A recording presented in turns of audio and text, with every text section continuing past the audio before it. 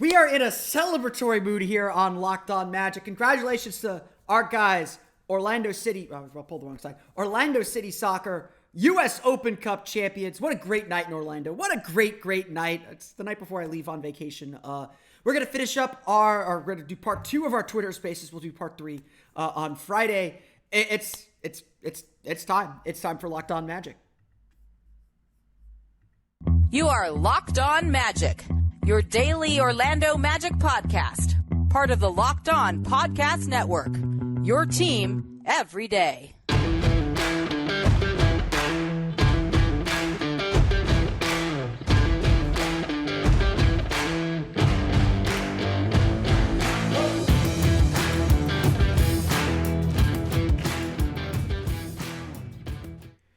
And you are indeed Locked On Magic. Today is September 7th, 2022. My name is Philip Rossman-Reich. I'm the expert and site editor over at OrlandoMagicDaily.com. Of course, follow me on Twitter at PhilipRR_OMD. On today's episode of Locked On Magic, Germany and Franz Wagner finish up group play. They'll be in second place in the group. We'll talk a little bit about what they, and more specifically what Franz has achieved and what's still left to do as Eurobasket hits the knockout stage. Plus, we're going to celebrate a little bit as Orlando City wins the U.S. Open Cup, and we'll hit part 2 of our Twitter Spaces from Tuesday as well. But before we do end that, we want to thank you again for making Locked On Magic part of your day every day, no matter when you listen to us, whether it's first thing in the morning, whether it's right when we upload. We truly appreciate you making Locked On Magic part of your day every day. Remember, there's a great Locked On podcast covering every single team in the NBA. Ooh, there goes my voice. As well as all the NFL teams too, as the NFL gets ready to pick up as well. Check them out wherever you download podcasts. Just search for Locked On and the team you're looking for, the Locked On Podcast Network. It's your team every day.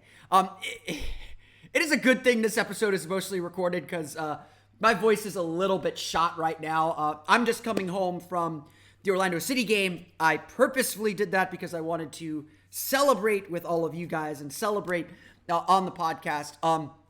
I know this is an Orlando Magic podcast. I know many of you are not from the Orlando area, may not really even care about MLS, but this is a big deal for the city of Orlando. I've been an Orlando City fan since they arrived from Austin. Sorry, Austin, you guys got your team. The Austin FC is awesome.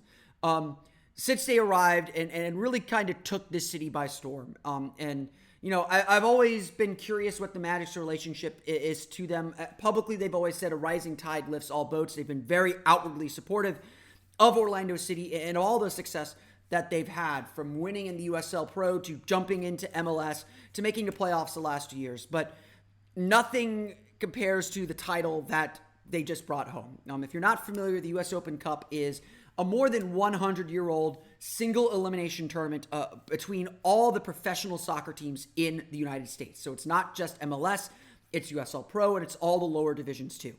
In fact, this year, a USL Pro team made the final, Sacramento Republic FC. Shout out to our friends at Locked On Kings. I'm sure they're talking about it and a little despondent too. This is a really big tournament. It's a really fun tournament. The winner gets some money, as well as a trip to the CONCACAF Champions League. I think the UEFA Champions League, except for North and Central American teams. And it's just a fun tournament where it does really feel like anything can happen. And Orlando City advanced through the tournament. They won twice on penalty kicks to get to this point, to get to a sold-out Exploria Stadium here in downtown Orlando. And the chance to celebrate winning a championship and winning a trophy. I am a big believer. I agree with the NBA's idea of having a single elimination tournament. I'm a big believer of you should have different layers of competition. You should have different layers of championships and of the way that you can win. The regular season is a different animal than the playoffs. You'll hear me say that a lot. I'm a big believer in rewarding teams for the different layers of competition that happen throughout the course of the season. In soccer, it's much more natural. It's much more accepted in soccer to have this mid-season tournament. I've had to explain to some American fans that this is not abnormal. This is what soccer does. But this is a really cool thing. Anytime you win a championship, it's fun and it's a blast. And I congratulate Orlando City. I congratulate all the fans, especially on the wall, who brought it today. The only bad part about tonight's game, a 3-0 victory 2 goals from Facundo Torres, another goal from Orlando's own Benji Michel. All of them just fantastic. My only regret tonight was that they did not score a goal in the first half when they were scoring on the goal in front of the wall. They brought the energy tonight. All of Orlando brought the energy tonight, but they brought the energy especially. They've been bringing the energy forever. If you watched that NYCFC game a few weeks ago, it was in a freaking monsoon, and they somehow played and they somehow won that game. There's still a little bit of season left. Orlando City season ends about the time that the Magic season begins. So they're in their playoff stretch run. They're currently 5th in the Eastern Conference. They're on pace to make the playoffs, but they're bringing home a trophy. They are champions today and champions for the year, and they get to play in the Champions League, and it's really, really awesome. And, I'm a big believer in Orlando sports. This is, to me, the podcast of record in Orlando. There's great Orlando City podcast. The podcast, that's PAWED from the mainland, is fantastic. I believe there's Orlando Soccer Journal also does a podcast as well. There are great podcasts that can tell you the ins and outs of what this title means and what exactly happened.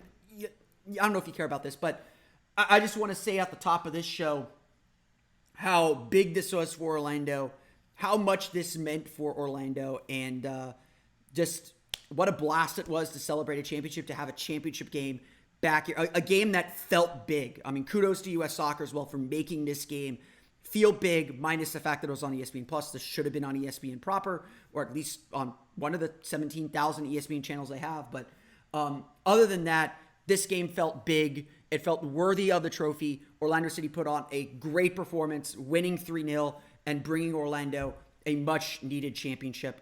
As I said after the game, just think what this is going to be like when Orlando City's competing for the MLS Cup.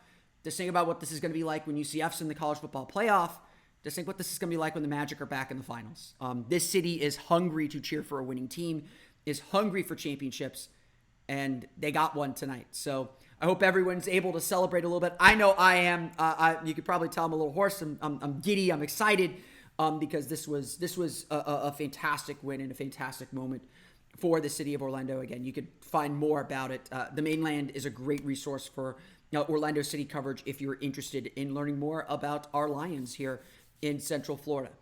That's Mainland, MANE, like a Lions, because their logo's a lion. Let's close at least the live part of this by talking a little bit about Franz Wagner. There isn't much to say about Germany's win over Hungary today. Germany won by 40 points. I think it was 106-61, something like that. They sat Dennis Schroeder. They sat Daniel Theiss. Their spot in the knockout round was assured, was clinched. They had nothing to play for. Franz Wagner only played the first half. He still scored 15 points in 12 minutes. Without Schroeder out there, without Theiss out there, they did turn to him. There's definitely an emphasis to kind of get him going and get him back into the swing of things after he struggled against Slovenia. But Germany took care of their business. They will play Montenegro on Saturday in the knockout round, in the round of 16 of Eurobasket in Berlin. I have to say, I have to say this. This tournament for Germany, even though it was a home tournament, this tournament for Germany, at least by my estimation, maybe I have it wrong. German fans yell at me and say, oh no, we expected this, we knew this. My outside observation on Germany is that Germany is a program in transition. They made the Olympics last year for the first time since 2008, since Dirk Nowitzki retired from international basketball. And it was a big breakthrough for them. To be able to get back to the Olympics was just a huge step for this team and a huge step for this program and a huge step for this group's development. They needed that validation. They needed that surety to kind of continue building and growing what they have here. But of course, that's kind of where this program's at. It's kind of at a bridge. And I think what they expected from Eurobasket was to continue seeing this bridge get built, to continue seeing this group go from a promising young group into a team that can compete at the highest levels of tournament basketball, of intercontinental basketball. And I think, at least my expectation when I saw this was like, yes, this is still Dennis Schroeder's team. Franz Wagner is going to be playing the rookie, and he's going to have some moments, and he's going to have to kind of feel his way through things, but this is really a moment for him to just get accustomed and used to the European basketball, to the international basketball, to FIBA basketball, to a different kind of brand of play and a different role, just to be plopped in a different role and see how he reacts. For Germany, in my opinion, getting out of the group was not assured. They were in the group of death. Group B was a murderer's row. Slovenia is a favorite to win the championship. France is a perennial favorite to win the championship. Bosnia and Herzegovina and Lithuania are both solid veteran teams. Germany is kind of the new kid on the block. You know, Dennis Schroeder is great at the international level and absolutely should be the creator for this team, but we know in the NBA what his limitations are, and they didn't have a lot of NBA talent around them. That doesn't mean they don't have talent. Obviously, it's Eurobasket's a little bit different, but and the NBA basketball doesn't mean being in the NBA does not mean that you are the best by any means. But it definitely felt like Germany was going to have to scrap to get out of the group. And for me, what I thought their goal ultimately would be was to get out of the group and win a game in the knockout round. Get to the quarterfinals would be a dream.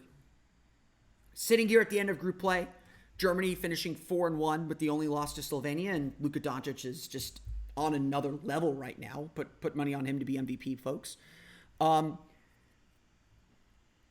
Germany sitting at 4-1, that now seems pretty certain that they're going to advance. This is a team that is looking toward its future and is seeing it crystallize very, very clearly. And nowhere is that future more crystallized than with Franz Wagner, than with what Franz has done. Yes, he struggled against Slovenia and Germany couldn't get him the ball.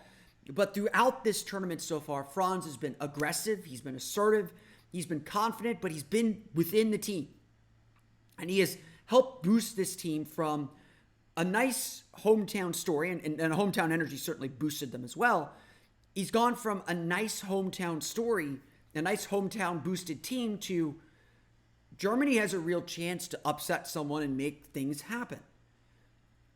Germany, all of a sudden, shouldn't be thinking about just getting to the quarterfinals. That's the minimum now. With the way that they played, with the way that they've responded, Montenegro is not a bad team by any stretch of the imagination. They don't have Nikola Vucevic for this tournament. They should beat Montenegro. They survived Group B and frankly dominated it in a lot of ways outside of Slovenia. And yes, Lithuania toward the end of that game, but they look like they belong. And they look like they will be a force, or will be a very dangerous and difficult team to deal with as they continue to grow, as Lowe continues to get better, as Franz continues to get better, as Johannes Thiemann and Johanna and their other players continue to get better. They have some nice veterans in Theis and Schroeder, but very, very soon, as the German magazine puts it, this is going to be Franz Wagner's team. He is the face of the next generation.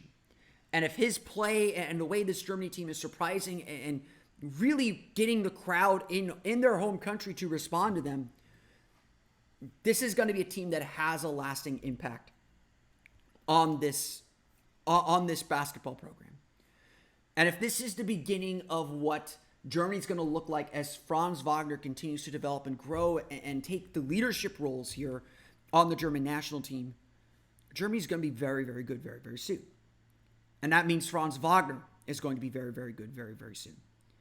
Because ultimately the lesson that we're taking out of this and why we're putting so much focus on this is that we are watching Franz Wagner grow up in front of our eyes.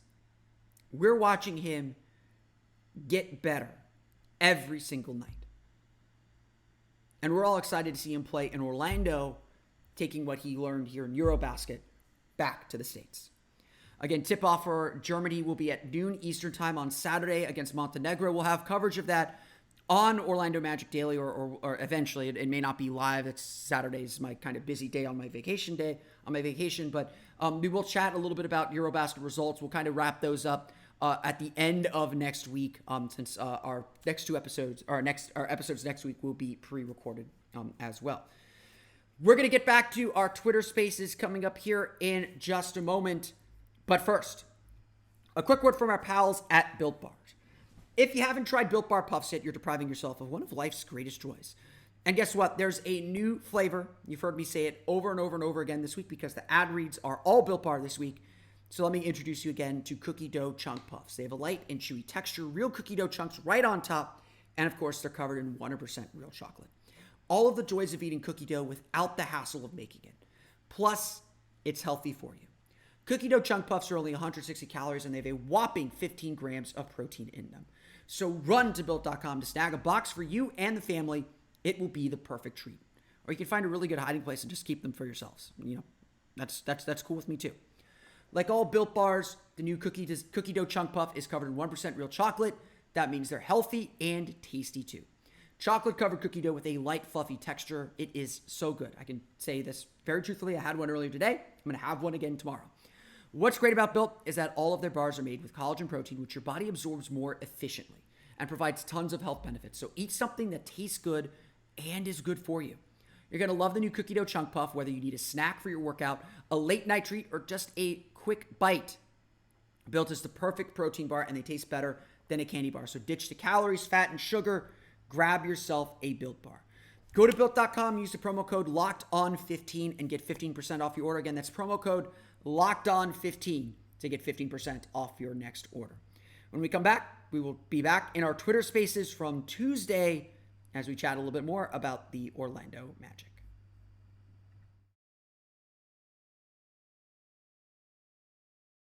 I'm going to go ahead and move on, though, to our next speaker request. Spaceman, I'm not going to, I don't think I should say that last part.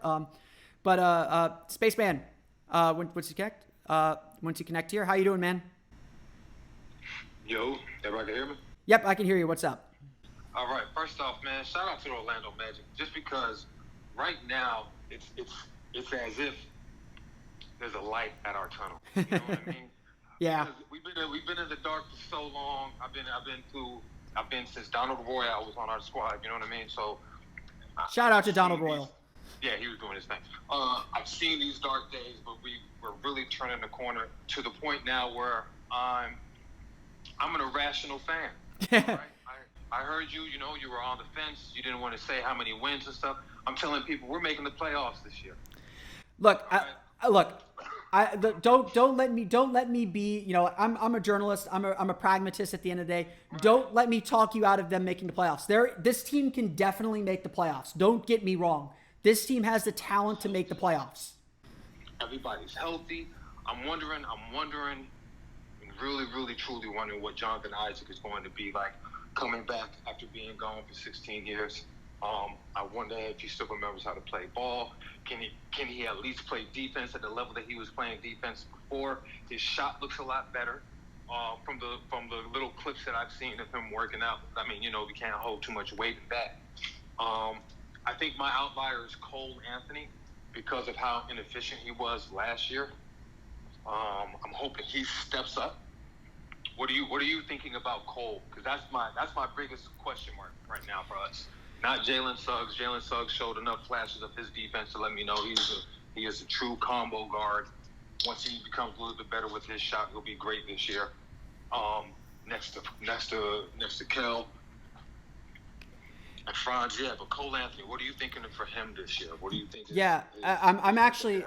I'm actually planning on doing a much longer dive into Cole Anthony next on a podcast for next week. But I'll preview that a little bit here. You know, I do think that this is a pretty big prove-it year for Cole Anthony. And again, it's not that we don't like him as a player, but I agree with you that the inefficiency, you know, some of that was forced on him. Like he had to be the leading scorer, he had to be the leading creator for this team because they just didn't have a lot else. You know what I mean?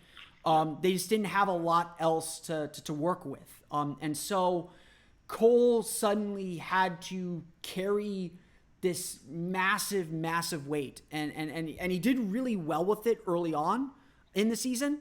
But I think his defense has adjusted. His defense has kind of put pressure on him. You kind of just saw that, you know, he's not a number one scorer, and I think that's like the big question facing Cole Anthony right now is can he be a secondary scorer, secondary playmaker?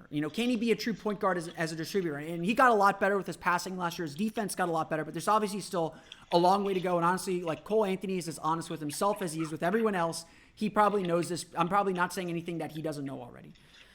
The big question I have, though, is if Markelle Fultz is going to be the starting point guard, and Gary Harris or Jalen Suggs eventually will be that 2 guard, or someone else will be that 2 guard, a lot of us think that Cole Anthony can be a 6th man. And that's an area where he can be a little bit more ball dominant. His inefficiency won't be as pronounced, and he'll be going up against other bench players. And I think he'd be a high-level bench player. But that's a role that he has to accept. It's a role he's never played before in his life. He's supposed to play it for the Magic his rookie year, but when Markelle Fultz got hurt 7 games into the season, he was suddenly the starting point guard all over again. So, I think I think you're right. Cole Anthony faces a lot of questions this year and honestly just has a lot to prove because, he's midway through his rookie contract now. You got to start thinking about what happens beyond now. How much are you willing to pay him? How much is he worth to you as a contract? And, again, if he's not a starting point guard, you don't want to break the bank for him. Magic have done a really good job keeping their cap room open, but they're going to have to start paying these guys pretty soon here within the next 2-3 years. If he's not a starting point guard, can he be a 6th man? And I think that's going to be kind of the ongoing storyline for him this season is can he be a 6th man? Can he be the guy that leads that bench unit? And if he can, then things are really good. And some of that inefficiency doesn't matter as much off the bench as it would with the starting group. But if he can't, then you got to really ask yourself, what is he in the NBA? And that changes a lot of the questions that you have about him. So, I think you're spot on to say, like, what is Cole Anthony? Like I said, this is a season where you're going to be learning a lot about these guys and about where those puzzle pieces fit to continue that metaphor. Cole Anthony is one of those puzzle pieces that you got to figure out, where he goes at the end of the day. What about Chuma? Because he was also rather inefficient. When I'm thinking of the second unit that's going to be coming in. Yeah. We basically know who's going to be the starting 5, right? And the starting 5 basically looks like studs. I think just because Gary Harris got injured, he would have been the starting shooting guard, but now we're going to have Suggs doing it, right? I feel like he'll be okay in that role. Probably Franz at 3, Paolo or Jonathan. I don't see them giving Jonathan the starting position. No, me neither. Not this year, at least. So Paolo running the 4, and then you got Wendell at 5, right? That's a solid starting 5. I don't care what the numbers are saying or how bad they think the team is just because they don't play attention. They're just young. They're just young. Like that's a super talented 5. They're just young. So then, but it's our core. It's that second unit that's coming in. Can Cole Anthony, like you were saying, lead the squad? What is Chuma doing? Because he didn't look good last year at all. He had maybe a couple of flashes of some D, but other than that, I feel like his shooting really fell off, and sometimes he did just look lost on the court. You know what I'm saying? Yeah. I think one of the problems that Chuma had is it really, I think this goes overlooked.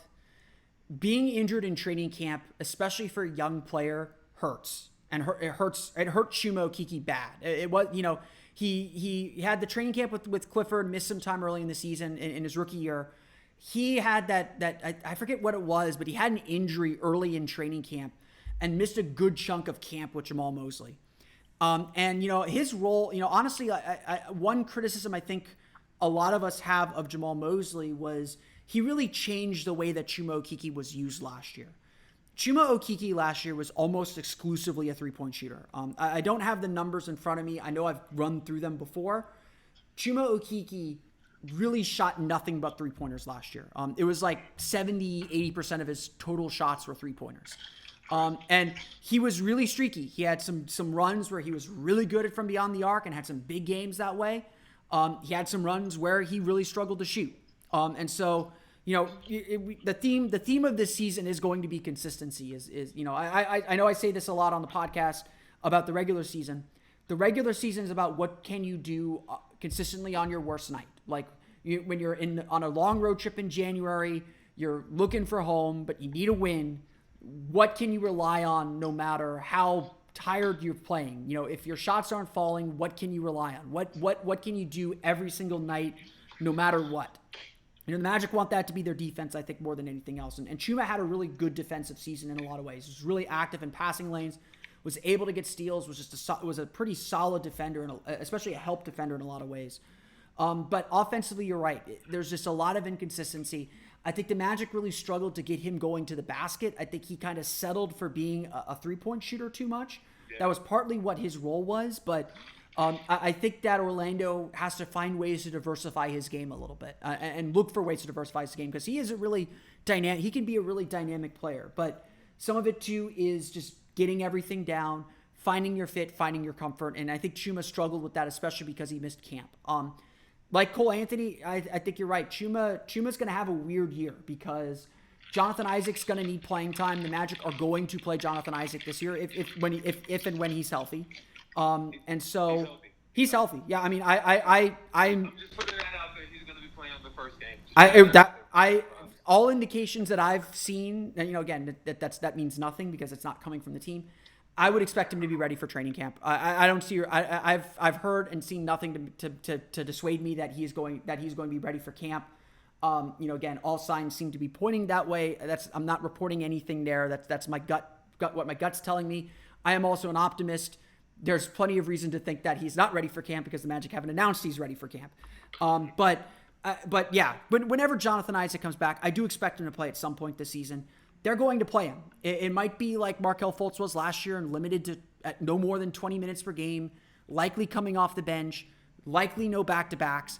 But that means like Chuma's rhythm's going to be disrupted because he's likely the guy that gets pushed out of the rotation so that Isaac can play. Depending on where they put Terrence Ross, depending on where they put some other guys, Okeke is kind of that odd man out. And so, there's a lot of this problem on the Magic's roster. They have a lot of young guys that you want to see play, but they only have 48 minutes in the game to spread out between everyone. So, or whatever, I forget what the total numbers. I guess 240 minutes. They only have 240 minutes to dole out. So not everyone's going to play every game. And I think one of the big storylines that we'll see throughout the course of the year is how does Jamal Mosley manage all this so that they can fairly evaluate all these players and figure out who fits where. How do you, this is my last question. I don't know if somebody else is trying to speak right now. No worries. They understand. How do you feel about Mosley's last season? Right? Comparison with Clifford, obviously they're two different coaches. Clifford was big on D and playing the vets over the youth. But what are you thinking about Jamal? I thought that he looked like a rookie coach at times. Like you could tell he was kind of learning how to be a head coach. There were rotation decisions early in the year that felt a little bit off. There were a few toward the end of the season that felt a bit off, but that was probably not necessarily him. I think he, a lot of people criticize him for the New Orleans game. I actually liked the decision in the New Orleans game when he kept his bench unit in to close that game, stole some extra rest, and they were able to get the win.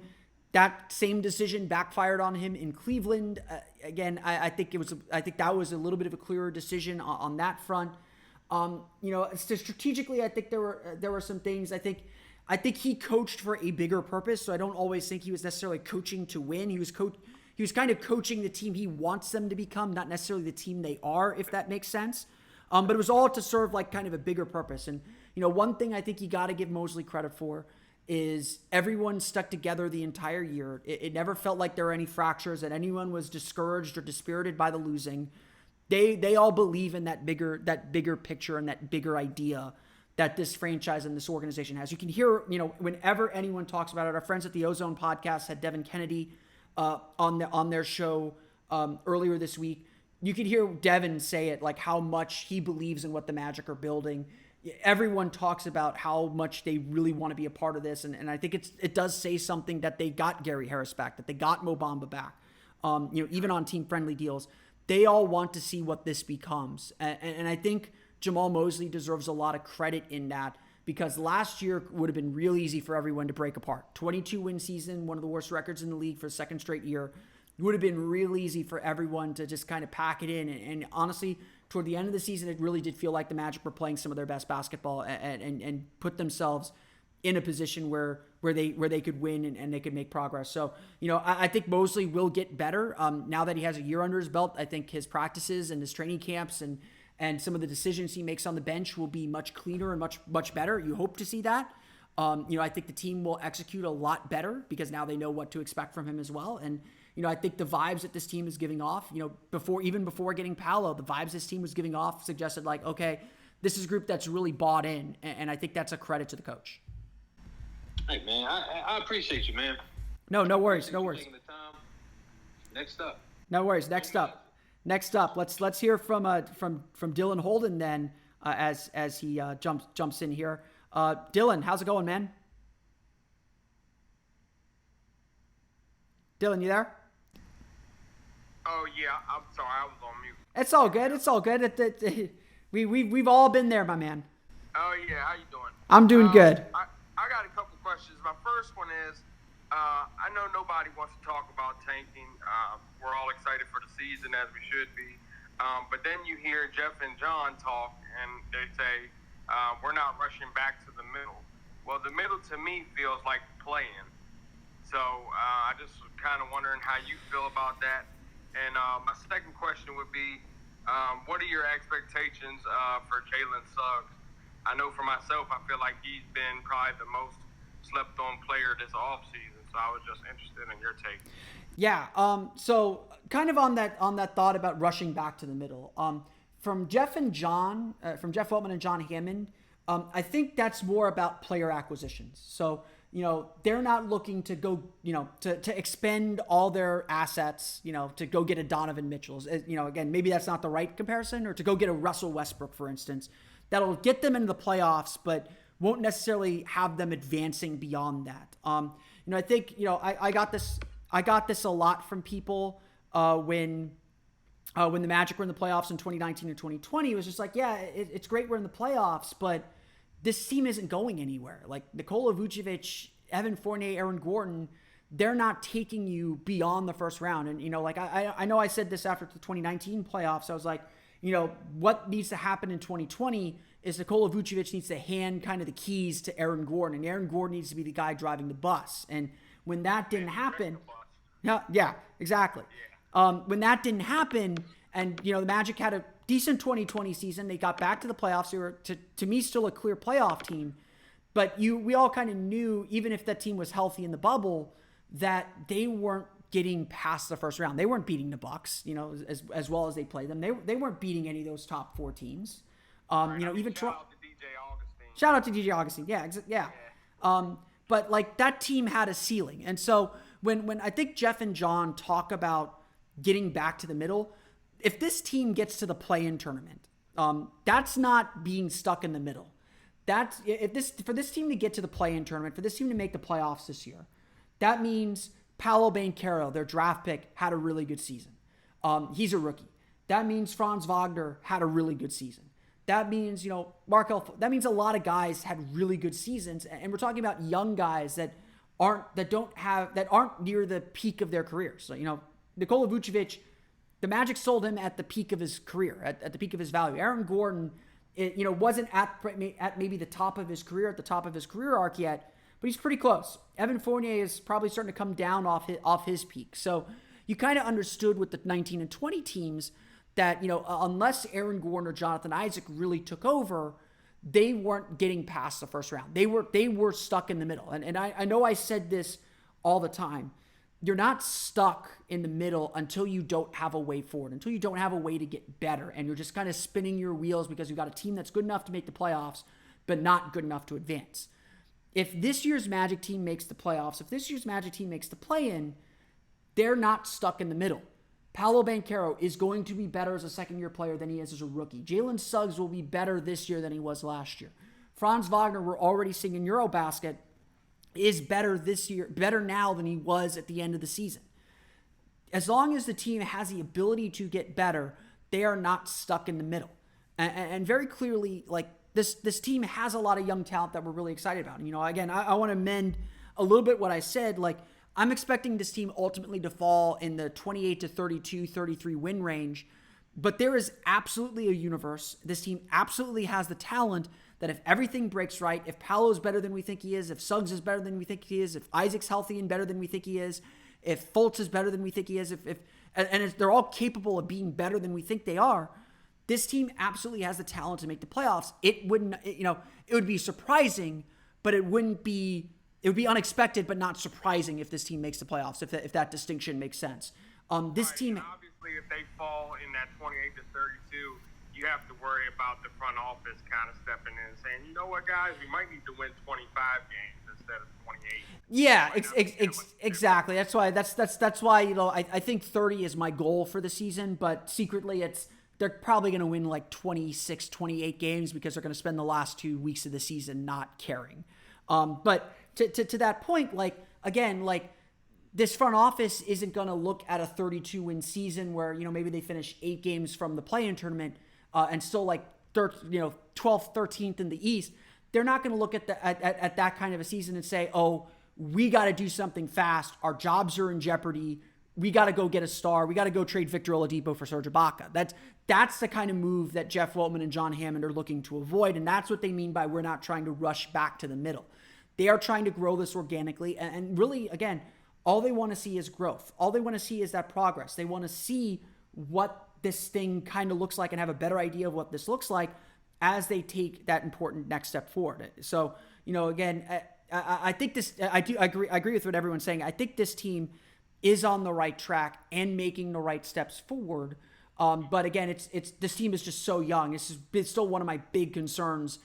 They need a veteran guy to kind of really show them the way. And Gary Harris is good at that. Terrence Ross is good at that. If they do want to take a more sizable leap, they got to go find a Horace Grant that'll really show them how to win. Right, and I guess my concern as a fan too is that with this draft being so good, it's like if 32 wins is going to knock me out of the temptation's there, man. I'd rather be in the draft situation. But just getting to my second question, because I know some other people probably want to talk. How do you feel about Jalen? I'm interested to see what Jalen does this season. I would say at draft night, I probably thought he was going to be like the next coming. I know I said this. I still believe this. Jalen Suggs is probably the most talented guard prospect the Magic have drafted since Penny Hardaway, and those are unfair expectations to put on him. But that's the kind of player the Magic have been missing. They have not had a guard or a wing player who can attack off the dribble the way that Jalen Suggs can. I think Jalen Suggs will show plenty of signs of growth. I think his shooting will be better. It almost can't be worse. I think more importantly, he'll be more effective finishing at the basket. But really, I think it's all going to come down to whether he's slowed down, especially offensively, whether he can play with patience and play with poise. And if he can do that, everything's going to open up for him because he is a really gifted playmaker and passer. He showed that throughout the course of last season. It almost always felt like when he got to the basket, he got so excited he was at the basket so quickly that he overcooked and, over-rotated his shot and missed a lot of shots that way. He can get to the basket anytime he wants. So it's really, to me, it's really just about him slowing down. I would say I've kind of downgraded his expectation to being a Marcus Smart type. If he can just be an ace defender, a guy who can consistently hit enough three-point shots to keep the defense honest and then get to the basket when the lane opens up, that's a really good player. And again, maybe not the player we all imagine, but that's a really good player. And if he can get to that this year, then we could start building upon that and getting to the next steps moving forward and say like, okay, we have a potential starting point guard, potential starting shooting guard in our pocket already that really fits what we want to do. So, I'm more disappointed about the injury, and it sounds like the surgery recovery went pretty quickly, and he's back on the floor working on his game now. That's still a lot of lost time, though, because, your summer after your first season is just so important, and having a healthy training camp is really important. And, I think with Suggs, the way that he plays, especially, he's kind of, balls to the wall, going out there. Injuries are always going to be a concern with him, and I think he's got to stay healthy to kind of to cement the gains that he can make. Right. That's kind of disappointing though that you kind of downgraded him. So you don't see a superstar anymore. You just see really good. Yeah. Bad, but I would be a little disappointed, definitely. Yeah, I mean, I've kind of downgraded him from surefire all-star to, maybe he makes an all-star game or two type guy. Like the potential is still there, but like I said earlier in the Twitter Spaces, I looked early on in the season at, kind of comparables for Jalen Suggs and some other guards who I remembered struggling early in their rookie years, and each one of them had these big burst games early on in their careers, like within the first 2-3 weeks of the season. Jalen Suggs had a really nice game at New York, and I think that game against the Knicks, when he hit a couple threes, had that nice steal and pass that led to that win, that felt that if Suggs can have more games like that one, I don't know if that's his peak, but that's where he needs to get at on a consistent level, where he's having games like that night in New York. And if he can get there, then we can start talking about the next step. Definitely. All right. Cool. Thank you very much, Dylan. Well, that's going to do it for today's episode of Locked On Magic. We will have part 3 of our Twitter Spaces coming up on Friday. That one will also be pre-scheduled. So, I'm going to do a quick change and pretend like it's a different day here just to confuse people. But you can, of course, follow me on Twitter at PhilipRR_OMD. Subscribe to the podcast and Apple Podcasts, Stitcher, TuneIn, Himalaya, Google Play, Spotify, Odyssey, and all the fun places to download podcasts to your podcast-enabled listening device. For the latest on the Orlando Magic, be sure to check out OrlandoMagicDaily.com. You can follow me there on Twitter at OMagicDaily. Definitely be sure to follow that as I will be out of town for the next week. There will be new episodes, but they will be from the past, so there won't be any breaking news or new news items in those episodes unless something really crazy happens and I have to record something very, very quickly. But otherwise, Orlando Magic Daily is your place to go to get the latest on the Orlando Magic in the next week. Now that you're done listening to us, be sure to check out Locked On NBA for all the latest news and rumors around the league, still going 5 days strong, even here through the NBA desert. But that's going to do it for me today. I want to thank you all again for listening to today's episode of Locked On Magic. For Orlando Magic Daily and Locked On Magic, this has been Philip Rossman Reich. Go City, Vamos Orlando. Congratulations on the U.S. Open Cup, and we'll see you again next time for another episode of Locked On Magic.